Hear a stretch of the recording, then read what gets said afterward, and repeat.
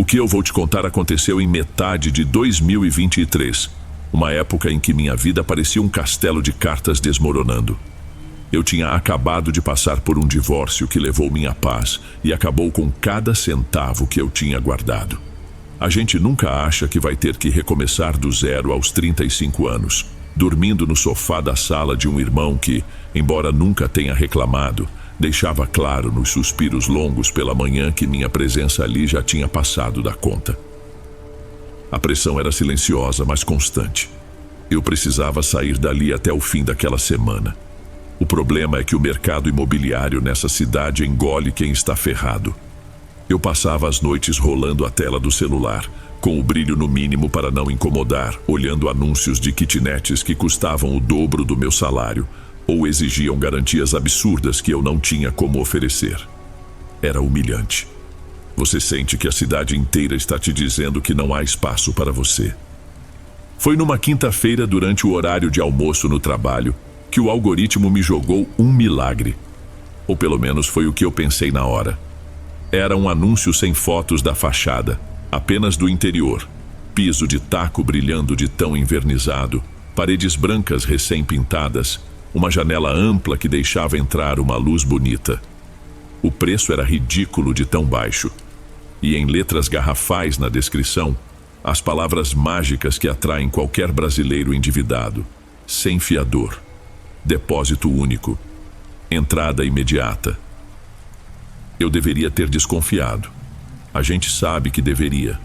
Mas o desespero tem essa capacidade de desligar o nosso senso crítico e substituir o receio pela esperança cega. Eu liguei na mesma hora. A voz do outro lado parecia apressada, uma mulher que falou rápido, sem dar detalhes, e marcou a visita para o final daquela mesma tarde, pouco antes de escurecer. Saí do trabalho e fui direto. O endereço ficava numa parte do centro velho que eu não frequentava muito. Sabe aquelas regiões que foram nobres há 50 anos e hoje são um labirinto de ruas sujas? Conforme eu caminhava, o barulho caótico da avenida principal ia ficando para trás, abafado pelos paredões de prédios comerciais antigos.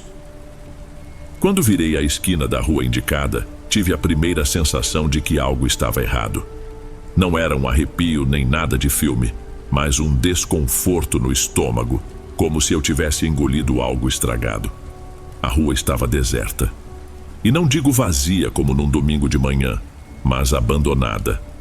Eram quase 6 da tarde, horário de pico, mas ali todas as portas de aço do comércio estavam baixadas, cobertas por camadas de cartazes de shows, uma crosta grossa de papel e cola endurecida, ilegível pelo tempo. Não passava carro, não passava moto.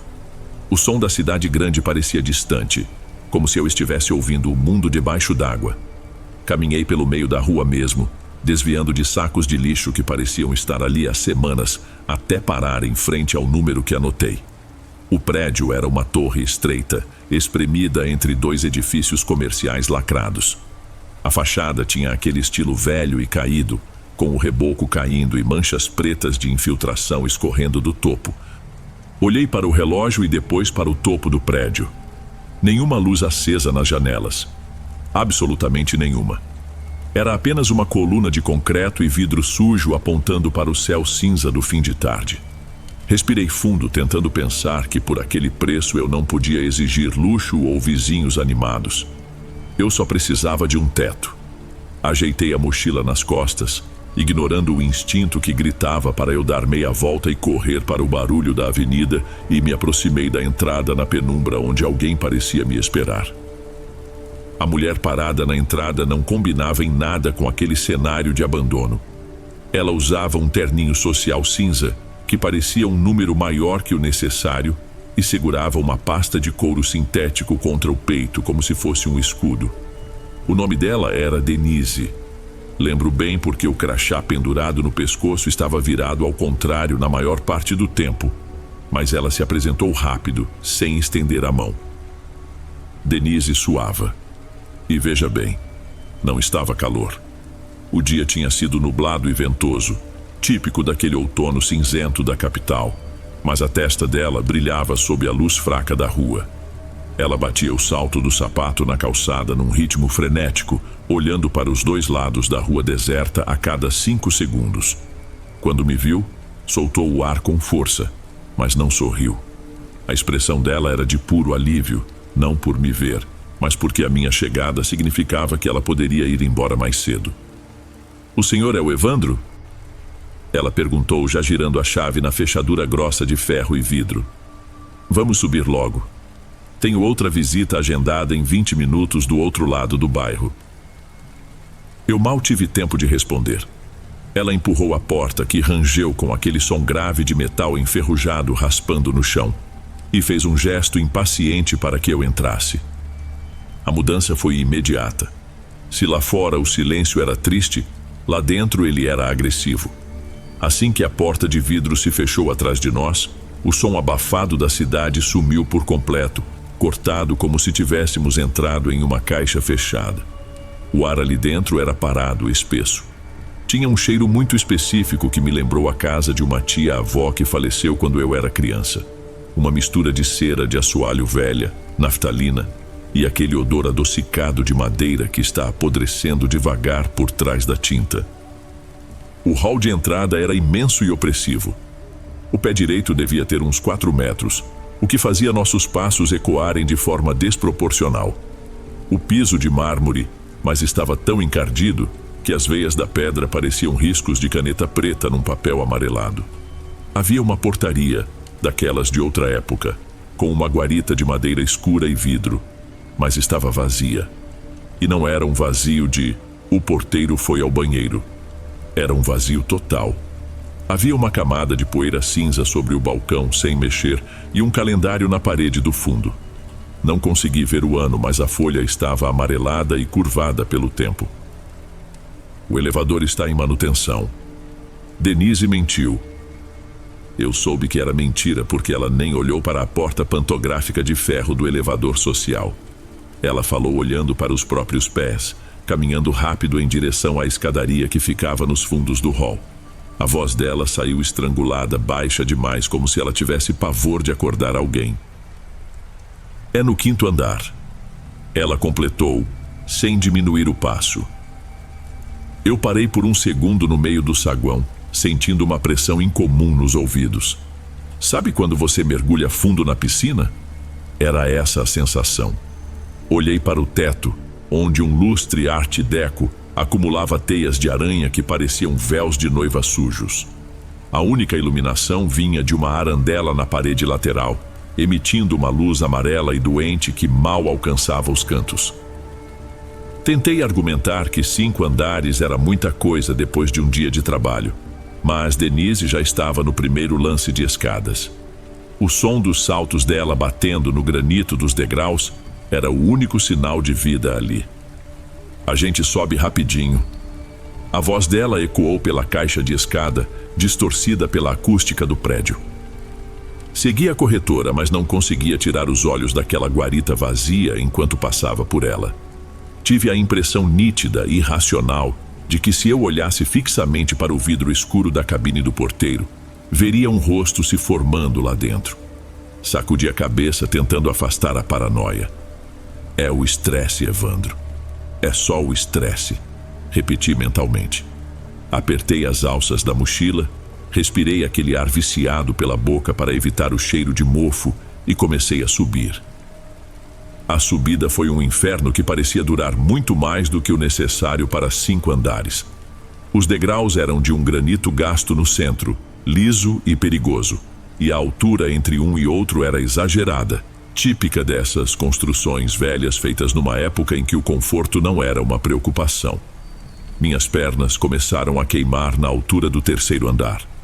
O ar na caixa de escada era ainda mais parado do que no hall, e a cada patamar que passávamos, a escuridão parecia ganhar corpo.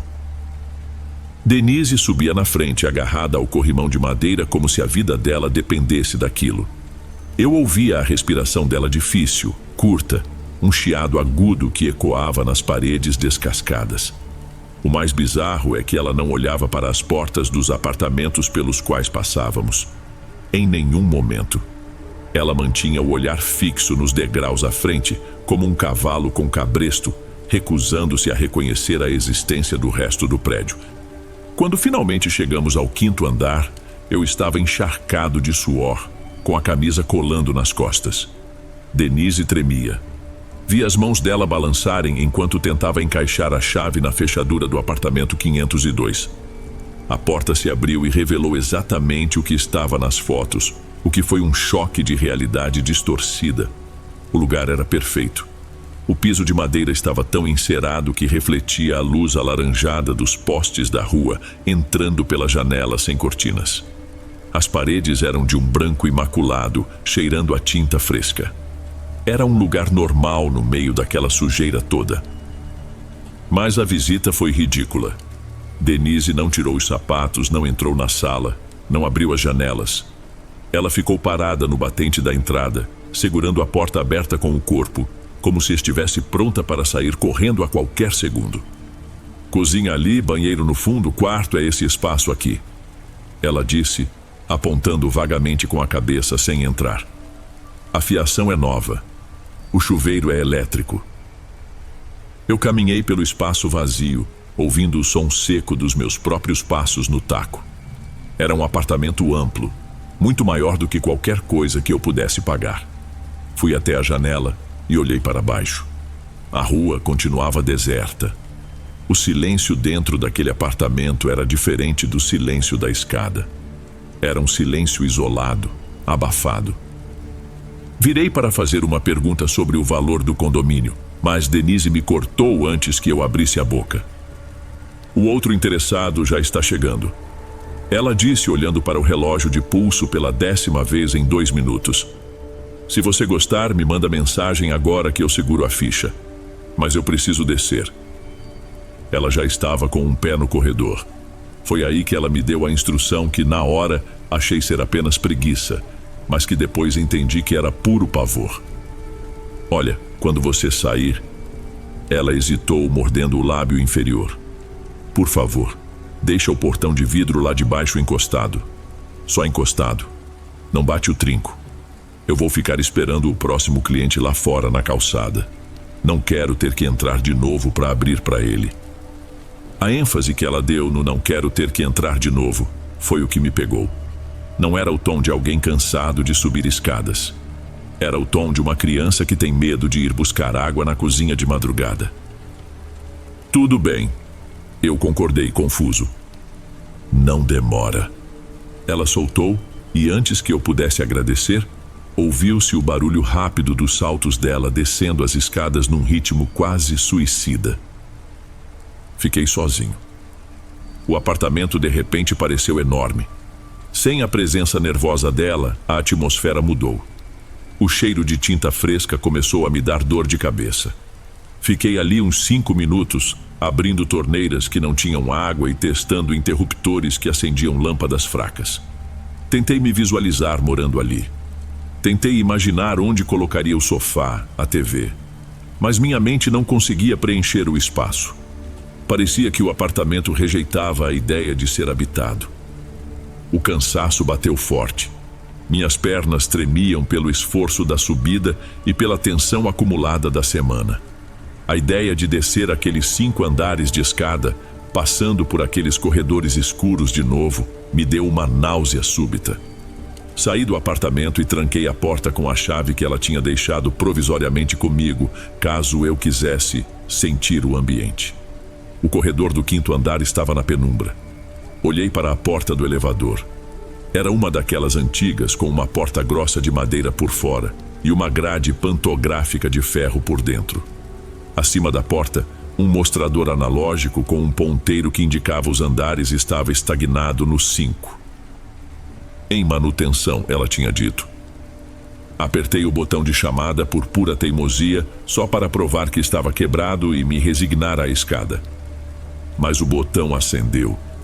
Um brilho vermelho, fraco e tremeluzente, iluminou a ponta do meu dedo. E então, ouvi o som. Não o som suave de um elevador moderno, mas um estalo metálico vindo de algum lugar muito acima da minha cabeça, seguido pelo zumbido grave de um motor elétrico arcaico despertando de um sono longo. As engrenagens gemeram, e a cabine, que obviamente já estava naquele andar, deu um solavanco antes de a tranca da porta externa destravar com um ruído seco. Denise tinha mentido. O elevador funcionava, e eu estava cansado demais para me importar com o porquê da mentira. Puxei a porta de madeira, empurrei a grade de ferro e entrei na pequena gaiola que me levaria para o térreo. A cabine era uma velharia, e não de um jeito nostálgico. O espaço era minúsculo, revestido por painéis de madeira escura que absorviam a pouca luz da lâmpada no teto. Havia um espelho no fundo, mas o vidro estava tão enferrujado com aquelas manchas pretas de mofo espalhadas por trás da superfície que meu reflexo parecia fragmentado, como se faltassem pedaços do meu rosto. O cheiro ali dentro era forte, uma mistura densa de graxa velha, metal frio e um odor sutil, mas persistente, de roupa guardada úmida. Fechei a grade pantográfica de ferro. O som do metal se recolhendo, o estalo ritmado das travas, foi alto demais naquele silêncio.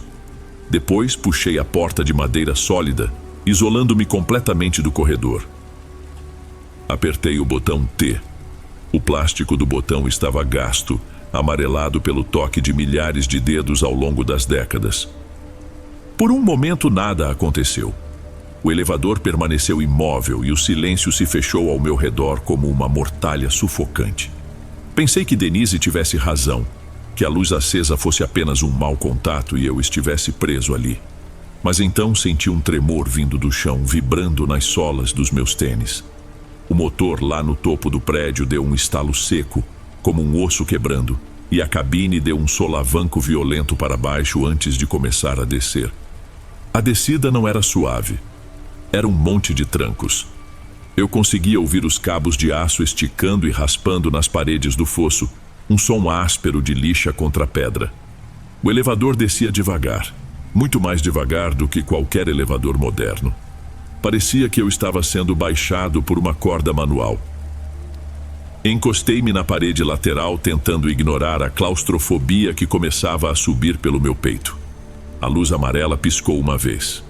O mostrador de andares acima da porta não funcionava por dentro. Eu não tinha como saber onde estava. Apenas sentia a gravidade puxando meu estômago. Eu só queria chegar ao térreo, sair para o ar frio da rua e esquecer aquele lugar. Tentei me convencer de que a tremedeira da cabine era a falta de manutenção e não a estrutura cedendo. Foi então que o elevador parou. Não foi um tranco de chegada. Foi uma freada lenta no meio do caminho. A cabine balançou levemente, suspensa no vazio do poço, e ouvi o clique mecânico da trava da porta se soltando. Eu não estava no térreo. Olhei pela grade de ferro pantográfica. A porta externa de metal, que eu não percebi ser automática quando entrei, correu para o lado com um chiado de ferrugem. O elevador tinha parado no quarto andar. Não havia ninguém. O corredor estava mergulhado num escuro total, quebrado apenas pela luz fraca que vazava de dentro da cabine onde eu estava. Eu conseguia ver o piso de tacos soltos e uma parede descascada. Fiquei esperando alguém entrar. O tempo passava diferente ali dentro. 5 segundos pareceram 1 minuto. Ninguém apareceu. O silêncio era tão absoluto que eu conseguia ouvir o sangue pulsando atrás das minhas orelhas, um som abafado e rápido. "Tem alguém aí?" perguntei. Minha voz saiu rouca, pequena demais para aquele espaço. Nenhuma resposta. Apenas o cheiro de lugar fechado invadindo o elevador. Apertei o botão do térreo novamente. Tive que apertar 3 vezes até o mecanismo obedecer. A porta de metal correu de volta, fechando a visão daquele corredor vazio, e o elevador voltou a descer. O solavanco, a vibração no chão, o som de lixa dos cabos. Eu soltei o ar, tentando relaxar os ombros. Defeito no sistema, pensei. Coisa velha é assim mesmo. Mas então o tranco veio de novo. A cabine freou, balançou e parou. A porta externa se abriu devagar. 3º andar. Desta vez o corredor não estava vazio. Havia alguém. Uma mulher, parada de costas para mim, exatamente no centro do corredor, a cerca de 3 ou 4 metros da porta do elevador. A primeira coisa que meu cérebro registrou foi a falta de lógica. A luz ali era mínima, mas eu conseguia ver a silhueta dela recortada contra a penumbra. Ela usava um vestido ou camisola larga que ia até os pés, de um tecido que parecia grosso, imóvel. O cabelo era o que mais chamava a atenção. Longo, grisalho, caindo pelas costas como se estivesse encharcado. Não molhado de chuva, mas empapado, grudado, como se pesasse quilos. Ela estava parada numa posição estranha. Os braços não estavam relaxados ao longo do corpo, mas ligeiramente afastados, com as palmas das mãos viradas para trás e os dedos esticados, rígidos. Parecia um manequim posicionado por alguém que não entende como um corpo humano relaxa. Eu não senti pânico de imediato. Senti confusão. A postura dela era agressiva na sua imobilidade. Senhora? Chamei sem abrir a grade de ferro. O elevador está descendo. A senhora vai querer. Ela não se moveu. Não houve aquele susto natural de quem é abordado por trás, nem o movimento sutil da respiração levantando os ombros. Ela era uma estátua de carne cinza no meio do escuro. Um desconforto gelado começou a subir pelas minhas pernas. Minha mão, instintivamente, foi para o botão de fechar a porta. Apertei. Nada aconteceu. O elevador tinha seu próprio tempo. Fiquei ali, separado daquela figura apenas pela grade vazada, forçado a olhar para aquelas costas largas e aquele cabelo úmido. A porta está com defeito, murmurei, mais para mim mesmo do que para ela, tentando preencher o silêncio. Eu precisava ouvir minha própria voz para ter certeza de que o tempo estava correndo. Foram talvez 10 segundos, mas pareceram horas. A mulher continuava lá, imóvel. Absolutamente imóvel. Finalmente a porta de metal começou a deslizar. Enquanto a fresta diminuía, tive a impressão absurda de que se eu piscasse ela estaria na grade quando eu abrisse os olhos. Não pisquei. A porta fechou, o motor gemeu e descemos. Meu coração já não estava mais tranquilo. Eu encostei as costas no painel de madeira do fundo, longe da grade. É uma moradora doente, racionalizei. Uma senhora com Alzheimer perdida no corredor. Fazia sentido. Tinha que fazer sentido. O elevador desceu por mais alguns segundos e parou. O terror, o verdadeiro terror, não é quando um monstro grita na sua cara. É quando você percebe que o mundo ficou louco. Eu sabia que estávamos no segundo andar. A matemática era simples, mas quando a porta se abriu, a cena era idêntica. A mesma penumbra, o mesmo corredor, e ela. A mulher estava lá. Não era possível que ela tivesse descido pela escada. Eu teria ouvido os passos. O prédio era uma caixa de eco. Qualquer salto batendo no granito soaria como um tiro. E mesmo que ela tivesse corrido, teria chegado ofegante. Aquela figura estava estática. Mas havia uma diferença. Ela não estava mais totalmente de costas.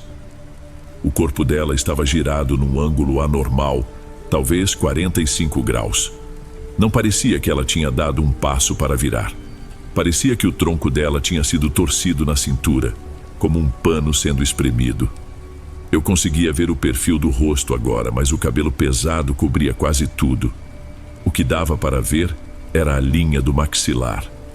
Estava muito tenso, com os tendões do pescoço saltados, como se ela estivesse fazendo uma força descomunal para manter aquela posição travada.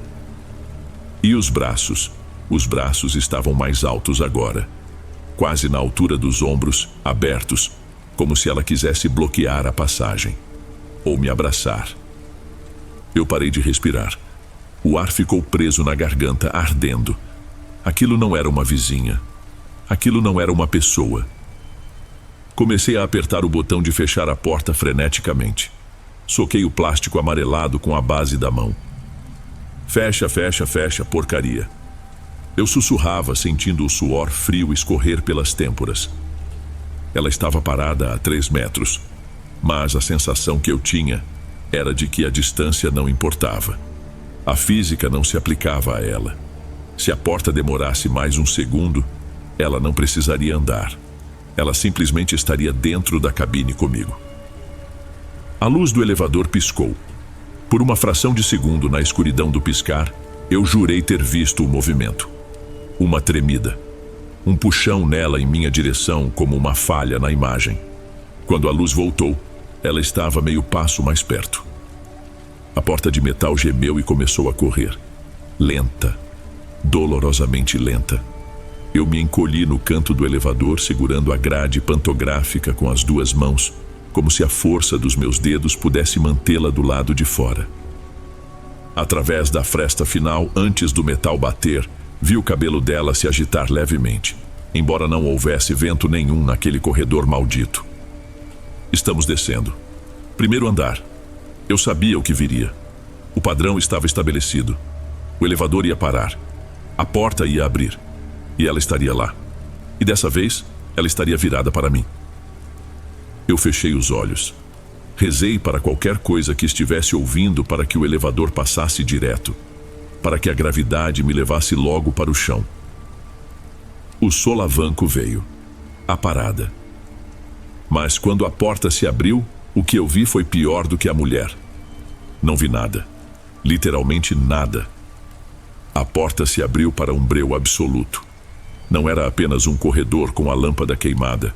Era como se a arquitetura do prédio tivesse acabado ali. A luz amarela da cabine do elevador, que deveria iluminar pelo menos 1 metro de piso ou parede à frente, parecia ser engolida assim que cruzava a soleira da porta. Não havia reflexo em tacos, não havia brilho em maçanetas. Apenas um quadrado preto, denso, um abismo horizontal encostado na minha cara. E então, do fundo daquela escuridão que meus olhos não conseguiam penetrar, veio o som. Não eram passos firmes. Era um chiado de arrasto seguido por um baque. Lento, ritmado. Como se alguém estivesse puxando uma perna morta ou arrastando um saco cheio de lixo molhado pelo chão de madeira. O cheiro mudou instantaneamente. O odor de graxa e metal do elevador foi atropelado por um cheiro adocicado e ferroso, forte o suficiente para fazer meu estômago revirar. Lembrava carne que ficou fora da geladeira por 2 dias. Congelei. Meus dedos, que antes socavam o botão de fechar, agora pairavam no ar, tremendo. Meu medo gritava que se eu fizesse qualquer movimento brusco, se eu fizesse barulho, aquela coisa na escuridão saberia exatamente onde eu estava. Mas o som continuava vindo. O chiado e o baque. Cada vez um pouco mais alto. Cada vez mais perto da faixa de luz da cabine. Eu não via a mulher, mas sentia uma presença enorme vindo daquele vazio. Não era a figura estática dos andares de cima. O que vinha ali não estava parado. Quando o som de arrasto pareceu chegar a uns 2 metros da porta, perto o suficiente para eu ouvir a respiração, um chiado úmido e borbulhante, como se o pulmão estivesse cheio de água, o pânico venceu a paralisia.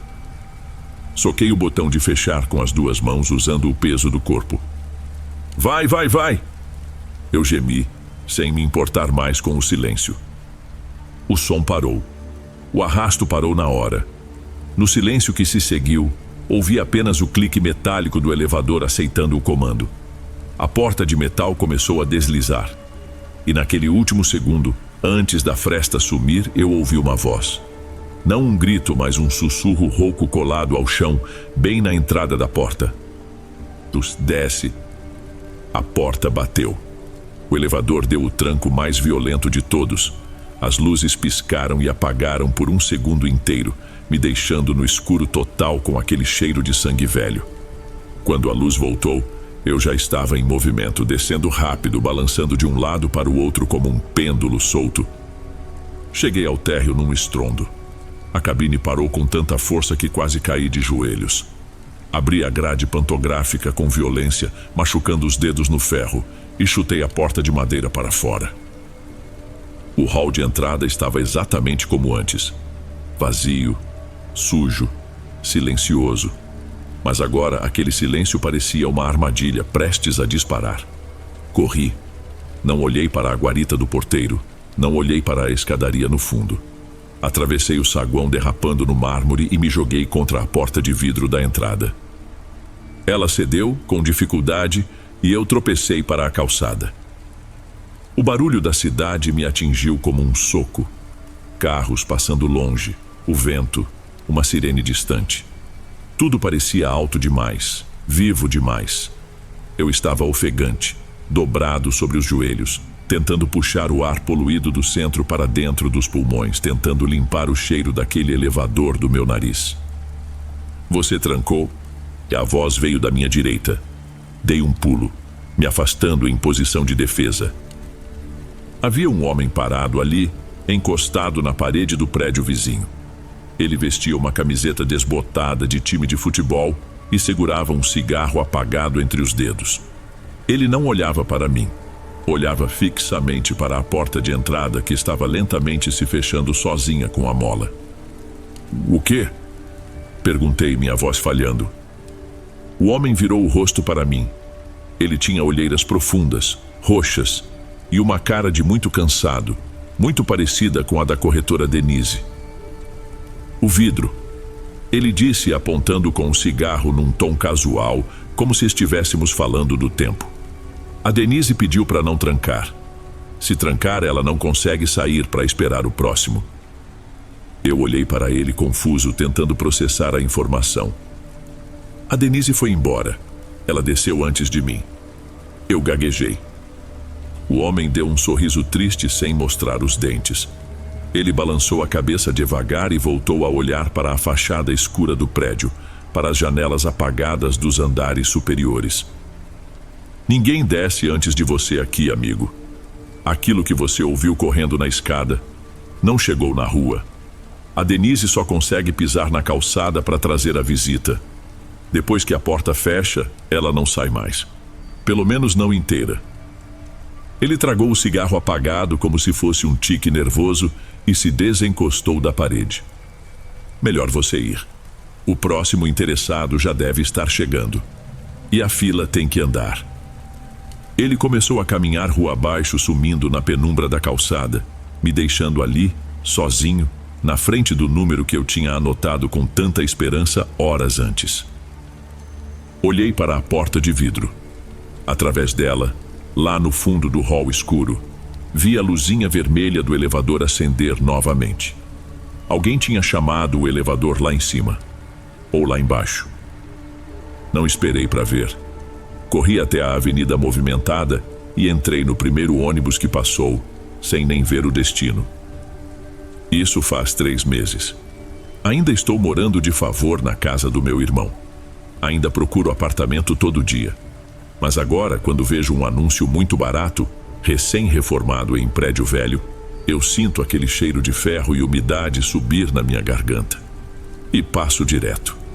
Tem coisas que custam barato porque o preço não é cobrado em dinheiro.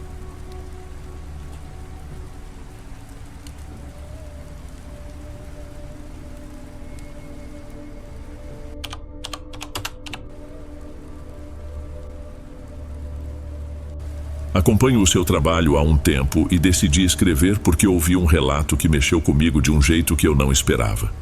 Me fez lembrar de 2002, quando consegui meu primeiro emprego sério. Recém-saído da faculdade e precisando desesperadamente de dinheiro, não tinha luxo de escolher. Então aceitei uma vaga temporária na prefeitura de uma cidadezinha aqui do interior, daquelas cercadas por morros e onde todo mundo sabe da vida de todo mundo. O cargo era no setor administrativo, mas na prática eu fui jogado no arquivo morto. Ficava no subsolo do prédio antigo da Câmara, um lugar que parecia ter sido esquecido pelos arquitetos e pela limpeza. Não tinha janelas, apenas uma ventilação forçada que fazia um barulho constante, um zumbido elétrico que depois de algumas horas entrava na minha cabeça. A iluminação vinha de lâmpadas fluorescentes tubulares que piscavam de vez em quando, dando a impressão de que o tempo ali embaixo passava em um ritmo diferente do mundo lá fora. Minha função era digitalizar décadas de relatórios policiais e documentos administrativos que estavam apodrecendo em caixas de papelão. A ordem veio de cima: modernizar tudo. Eles queriam liberar espaço físico, provavelmente para transformar aquela sala em mais um depósito de móveis quebrados. Eu passava 8 horas por dia sentado numa cadeira de escritório com o estofamento rasgado, tirando grampos enferrujados de papéis amarelados, escaneando página por página e salvando no computador. Era um trabalho solitário. Os funcionários concursados raramente desciam lá. Eles me olhavam com uma mistura de pena e alívio, por não serem eles a lidar com aquela poeira toda. O cheiro era a pior parte. Não era só cheiro de papel velho. Era um odor adocicado de umidade e esquecimento que grudava na minha roupa e no meu cabelo. Eu chegava em casa e ia direto para o banho, mas sentia que aquele cheiro continuava no meu nariz.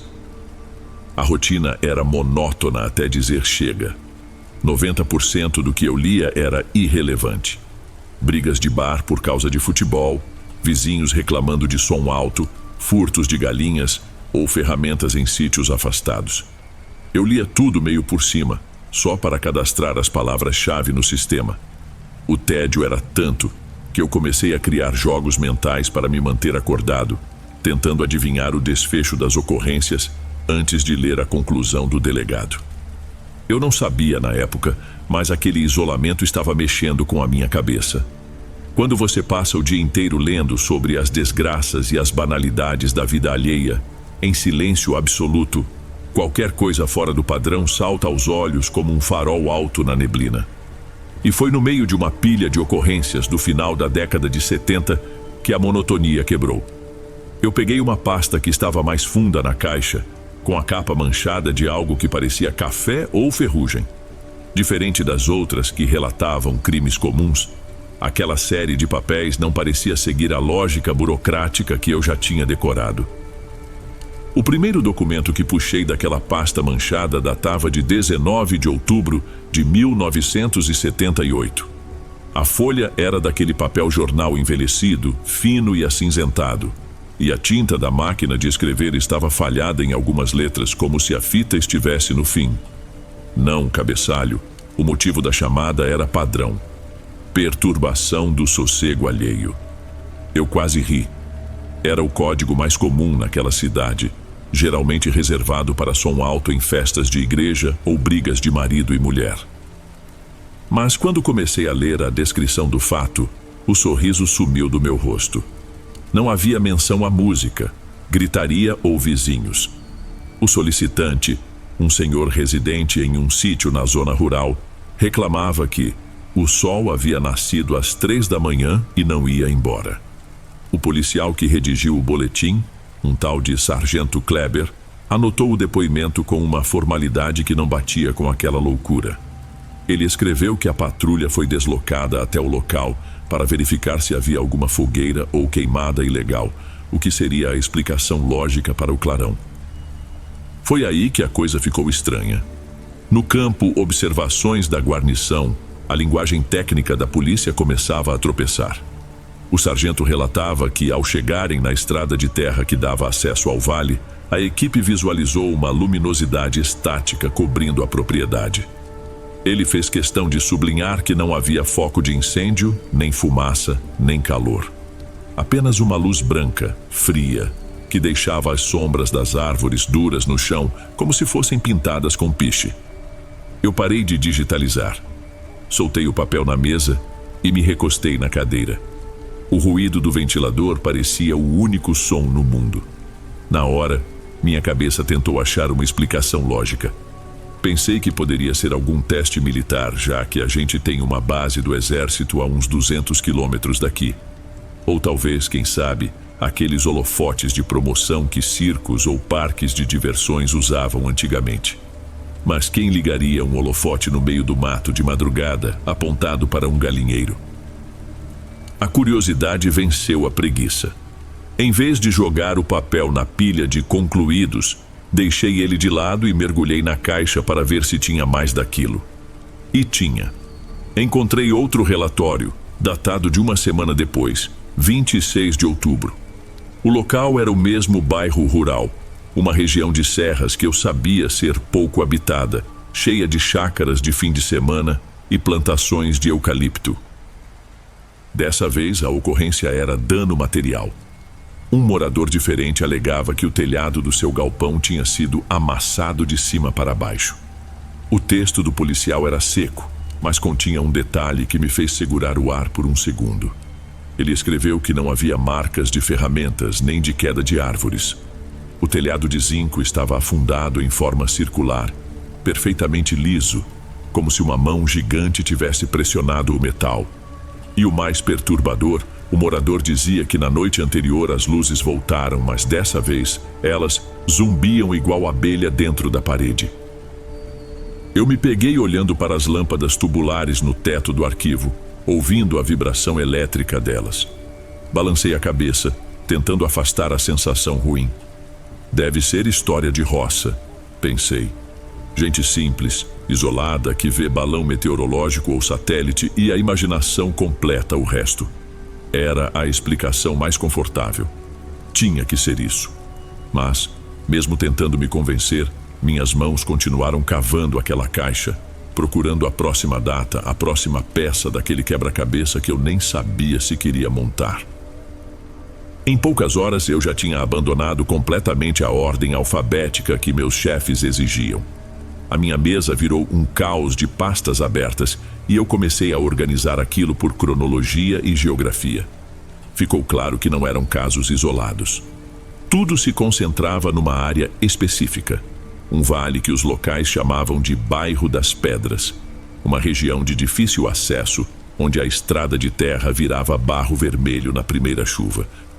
O que me pegou não foi só a quantidade de papéis, mas quem eram as pessoas que assinavam as denúncias. Eram lavradores, caseiros, gente que eu sabia que tinha aversão à polícia. Naquela época, e ainda hoje no interior, chamar uma viatura na porta de casa é sinal de problema, de vergonha. Ninguém faz isso para contar mentira. Eram depoimentos curtos, muitos deles assinados com a digital do polegar porque a pessoa não sabia escrever o próprio nome. Isso dava um peso de verdade àquilo que me deixava inquieto. Se o seu Antônio, que acordava às 4 para tirar leite, dizia que viu fogo frio no céu, eu tendia a acreditar que ele viu alguma coisa. A frequência dos relatos aumentou drasticamente no mês de novembro daquele ano. As queixas mudaram de tom. Pararam de falar só das luzes e começaram a falar do que acontecia aqui embaixo, no chão. Animais agitados sem motivo. Gado estourando a cerca no meio da noite. Galinhas que amanheceram mudas e paradas, sem comer. Foi aí que encontrei a primeira evidência física. Até aquele momento eram apenas palavras datilografadas, mas num relatório de violação de domicílio, havia um envelope pardo pequeno grampeado na folha de rosto. O metal do grampo estava tão oxidado que se desfez quando tentei puxar, manchando meus dedos de laranja. Dentro havia 2 fotos, daquelas reveladas em papel fosco, com as bordas brancas serrilhadas, típicas dos anos 70. A primeira mostrava um pedaço de pasto. A imagem era em preto e branco, granulada, mas dava para ver perfeitamente uma marca no capim. Não era queimado de fogo. Parecia mais que a vegetação tinha sido desidratada instantaneamente, ficando cinza e quebradiça. O mais perturbador era a forma, um triângulo perfeito. A geometria era exata demais para ser natural, contrastando com a irregularidade do mato em volta. A segunda foto me fez soltar o ar que eu nem percebi que estava segurando. Mostrava um cachorro, um vira-lata magro encolhido debaixo de uma carroça. O fotógrafo, provavelmente um dos policiais, tinha chegado bem perto. O animal não estava morto, mas os olhos dele, na foto por causa do flash, os olhos brilhavam naquele brilho esquisito. Mas a postura do bicho era de terror absoluto. Ele estava com os dentes à mostra, não em um rosnado de ataque, mas de pânico, e tinha manchas no pelo, falhas circulares onde o couro estava exposto, liso, sem nenhum sinal de ferida ou sangue. Atrás da foto, uma anotação feita à caneta esferográfica azul. com uma letra trêmula que eu logo reconheci como sendo a do mesmo sargento dos primeiros relatórios. O animal não reage. O dono diz que ele não come há 3 dias, desde que a luz desceu no quintal. Eu olhei para os lados, conferindo se estava mesmo sozinho no subsolo. Aquele silêncio que antes era apenas tédio, agora parecia ter uma textura, uma consistência. Senti uma vontade súbita de sair dali, subir as escadas e ver a luz do sol vergente, ouvir barulho de trânsito. Mas não fui. A sensação de estar violando um segredo era viciante. Eu precisava saber o que o sargento Kleber tinha visto. Porque a caligrafia dele, que no começo era firme e burocrática, nas anotações daquela foto parecia a letra de um homem que estava escrevendo com a mão pesada, forçando a caneta contra o papel, talvez para tentar se segurar em alguma coisa real, algo que fizesse sentido. O documento seguinte não estava grampeado a nenhuma ocorrência de furto ou dano. Era um relatório avulso, datilografado em uma daquelas folhas de papel ao maço pautado, anexado a uma pasta azul que parecia ter sido escondida de propósito no fundo da caixa. A data era 14 de novembro. O que me chamou a atenção logo de cara não foi o texto, mas a assinatura no final da página. A assinatura do sargento Kleber, que nos primeiros relatórios era uma curva ampla e confiante, agora parecia um garrancho nervoso, como se a mão dele não parasse de tremer enquanto segurava a caneta. O título era vago: Relatório de Ronda Extraordinária, Bairro das Pedras. Eu comecei a ler, e pela primeira vez naquele dia, esqueci completamente onde eu estava. As paredes do arquivo sumiram. Eu estava dentro da viatura, subindo a serra naquela estrada de terra esburacada. O sargento descrevia que a guarnição foi acionada não por um morador, mas pela própria torre de observação da companhia elétrica, que relatou uma oscilação absurda na rede daquela região, seguida de um clarão que não condizia com transformadores estourando. Eles subiram a serra por volta das 2 da manhã. O soldado Peixoto dirigia. O texto detalhava que, a 5 quilômetros do local, eles já podiam ver o céu. Não estava escuro. O vale inteiro, uma depressão geográfica cercada por morros de mata fechada, estava iluminado como se fosse meio-dia. Kleber escreveu, com uma objetividade que tornava tudo mais assustador, que a luz não vinha de uma fonte única. Não era um foco, como um farol de helicóptero. O ar parecia brilhar. Ele usou a expressão luz leitosa, dizendo que era tão forte que eles precisaram baixar os quebra-sóis da viatura, mesmo sendo madrugada. E o detalhe que me fez parar de ler por um instante para beber um gole de água que desceu quadrado na garganta. Não havia sombras. A luz vinha de todas as direções, deixando tudo liso, as árvores e as pedras. À medida que a viatura se aproximava, o rádio da polícia parou de funcionar. Kleber relatou apenas um chiado estático constante, parecido com som de chuva forte em telha de zinco. Eles pararam o carro a cerca de 500 metros da primeira propriedade. O motor da veraneio morreu sozinho. E aí veio o silêncio. Eu conseguia imaginar a cena. 2 policiais armados, treinados para lidar com bandido e briga de bar, parados no meio do mato, cercados por uma luz impossível e um silêncio absoluto. O relatório dizia que não se ouvia nada. Nem grilos, nem o vento nas folhas, nem os cães que sempre latiam naquelas bandas. O sargento descreveu que sentiu uma pressão nos tímpanos, como quando se desce a serra do mar muito rápido, e um gosto metálico na boca, parecido com sangue ou moeda velha. O soldado Peixoto, segundo o relato, saiu do carro com a arma em punho, mas não tinha para onde apontar. Ele gritou para que quem estivesse aí se identificasse. A resposta foi um aumento na intensidade da luz, tão forte que Kleber escreveu que teve que cobrir os olhos com o antebraço. E então, sem nenhum aviso, sem nenhum som de partida ou movimento de subida, a luz apagou. Não foi como desligar um interruptor, onde a lâmpada leva uma fração de segundo para esfriar. Foi instantâneo. Num piscar de olhos, eles estavam na escuridão total da mata. O choque visual foi tão grande que eles ficaram cegos por minutos tateando a lataria do carro. Quando a visão noturna voltou, O silêncio tinha sido quebrado. O gado das fazendas vizinhas berrava desesperado. Um som de agonia coletiva que fez os 2 policiais entrarem na viatura e tentarem ligar o motor a todo custo. Terminei a página sentindo um suor frio nas costas. A ventilação forçada do arquivo parecia ter parado porque o ar estava sufocante, difícil de puxar para o pulmão. Eu olhei para a minha mão segurando o papel e ela estava firme, mas por dentro eu vibrava na mesma frequência daquele medo puro. O sargento Kleber não tentou explicar o que viu. No final do relatório, antes daquela assinatura trêmula, ele colocou apenas uma observação curta. Solicito afastamento da ronda noturna na área rural. Não temos equipamento nem preparo para lidar com o que está lá em cima. Os dias que se seguiram à data daquele relatório foram documentadamente um período de caos absoluto na delegacia daquela cidade. Eu percebi isso pela desorganização física dos papéis.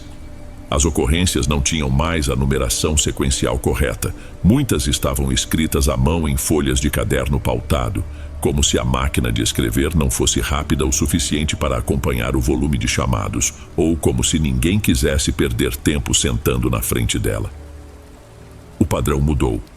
Não eram mais apenas luzes distantes. O terror tinha descido do céu para o quintal das pessoas. Os relatos falavam de um ronco grave, uma vibração que não se ouvia tanto quanto se sentia nos dentes e no estômago.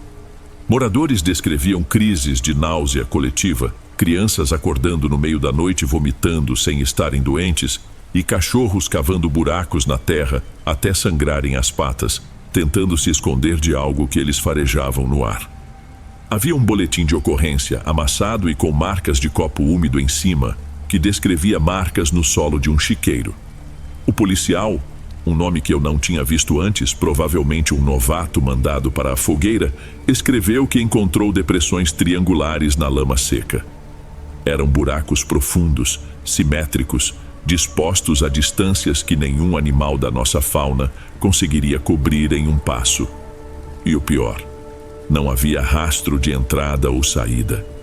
As marcas simplesmente apareciam no meio do chiqueiro e terminavam ali, como se o dono daquelas pegadas tivesse descido verticalmente e subido de volta.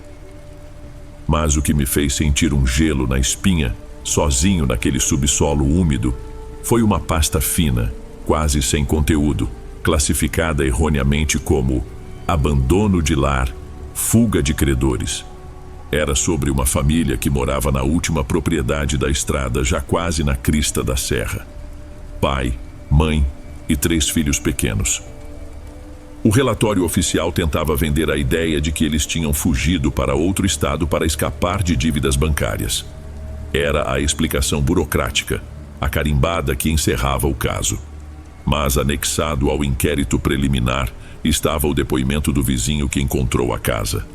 Ele dizia que foi até lá porque as vacas da família estavam berrando sem serem ordenhadas há 2 dias. Ao chegar na casa, a porta da frente estava destrancada. O vizinho entrou chamando pelos nomes. O que ele encontrou na cozinha desmentia qualquer teoria de fuga planejada. A mesa estava posta para o jantar. Havia pratos com comida já apodrecendo, copos com líquido pela metade e o pormenor que o policial anotou quase como um dado qualquer. As cadeiras estavam todas tombadas para trás. Todas elas. Como se as 5 pessoas tivessem se levantado e recuado com violência no mesmo exato segundo. Não havia roupas faltando nos armários. Não havia malas feitas. Havia dinheiro, notas de cruzeiro enroladas com elástico, deixadas numa gaveta da cômoda. Ninguém foge de dívida deixando dinheiro para trás. O vizinho relatou que a casa cheirava a ozônio, aquele cheiro de ar logo depois que cai um raio muito perto, misturado com algo doce, enjoativo. E no quarto das crianças, a janela estava aberta. Não quebrada, apenas aberta. O vizinho disse que, ao se aproximar da janela para olhar o quintal, viu que a plantação de milho lá fora, num raio de 10 metros a partir da parede da casa, estava deitada. Não quebrada pelo vento, mas achatada em espiral, no sentido horário. Eu larguei a pasta na mesa. O rumor da ventilação do arquivo parecia ter mudado de tom, ficado mais grave, vibrando no meu peito igual à descrição daquele zumbido que causava náusea. Senti uma pontada de pânico irracional. Olhei para a porta de ferro do arquivo, a única saída. A sensação de estar sendo observado, que antes era leve, agora pesava nas minhas costas como uma mão física. Eu estava lendo sobre pessoas que sumiram sem deixar rastro, cercado por toneladas de papel que abafavam qualquer grito. Se as luzes daquela sala apagassem agora, eu sabia com uma certeza ruim que eu não estaria sozinho na escuridão. Minhas mãos suavam tanto que precisei secá-las na calça antes de pegar o próximo maço de papéis.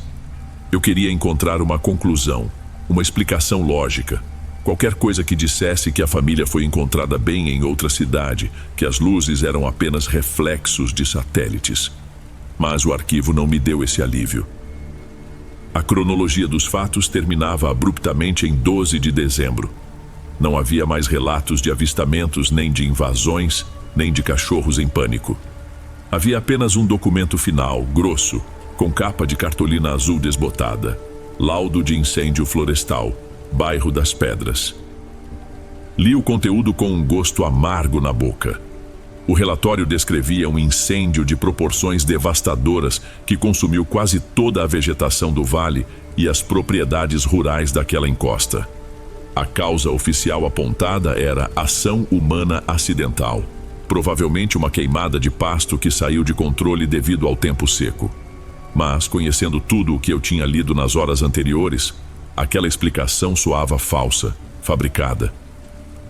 O texto detalhava que o fogo foi tão intenso que não sobrou nada para periciar. As casas de madeira, os galpões, a vegetação com as marcas geométricas, o chiqueiro com as pegadas impossíveis, tudo virou cinza e carvão. O fogo limpou o cenário, apagou as provas, calou o vale.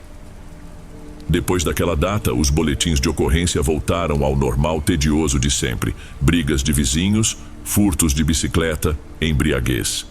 As assinaturas do sargento Kleber desapareceram dos papéis. Não sei se ele foi transferido, se aposentou ou se, como a família da casa isolada, apenas deixou de existir nos registros daquela cidade. Eu terminei de digitalizar aquela pasta no final da tarde. Salvei o arquivo com um nome genérico, devolvi os papéis para a caixa e a empurrei para o fundo da prateleira mais alta, onde a poeira se acumulava mais rápido.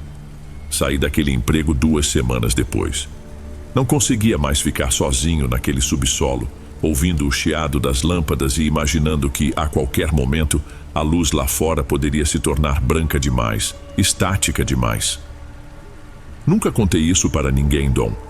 Mas hoje, quando passo pela estrada que margeia a serra e vejo aquele vale agora coberto por um reflorestamento de eucaliptos, tudo verde e idêntico, sinto um aperto no peito.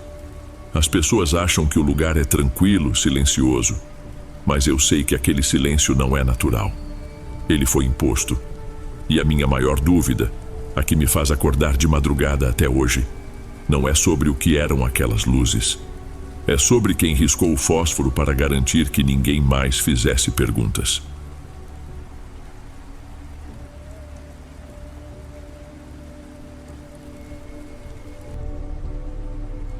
Bem, amigos, esses foram os relatos de hoje. Espero de coração que tenham gostado e ficarei muito feliz em te ver nos próximos. Agora na tela, estou deixando outros 2 bons vídeos que certamente irão gostar.